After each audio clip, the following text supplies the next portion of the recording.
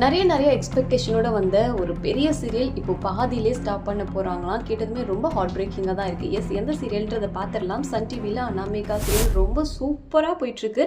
பார்த்திங்கன்னா பெரிய பட்ஜெட்டில் ஹை குவாலிட்டியில் சூப்பராக எடுத்துகிட்டு இருந்தாங்க. இன்ஃபேக்ட் எப்படி நம்ம மூவி பார்ப்போமோ அதே மாதிரி அந்த குவாலிட்டியில் எடுத்து கொடுத்துருந்தாங்க. நல்லா என்ஜாய் பண்ணிட்டு இருந்தோம். ஹாரர் சீரியலாக வந்துட்டு நல்லா போயிட்டு இருந்தது. பட் அவங்க சைட்லேருந்து என்ன கேட்டிருந்தாங்கன்னா, எங்களுக்கு ப்ரைம் டைம் தான் வேணும் அப்படின்னு கேட்டாங்க. இருந்தாலுமே அவங்க கேட்ட ஸ்லாட் கொடுக்காம சண்டேஸில் மட்டும் 2 o'clock ஸ்லாட் வந்து ஒதுக்கி கொடுத்துருந்தாங்க.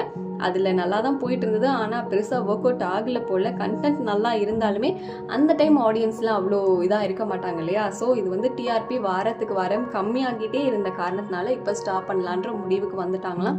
இப்போ தான் ஆரம்பித்தாங்க. கதெல்லாம் நல்லா தான் இருக்குது, டைம் ஸ்லாட் மட்டும் கொடுத்தா போதும் அப்படின்னு சொல்லிட்டு இப்போ அனாமிகா ஃபேன்ஸ் எல்லாம் சொல்லிட்டு இருக்காங்க. லாஸ்ட் வீக் கூட இந்த சீரியல் டெலிகாஸ்ட் ஆகலை. ஏன்னா டாப் குக்கு டூப் குக்கோட ஃபினாலே போயிட்டு இருந்தது.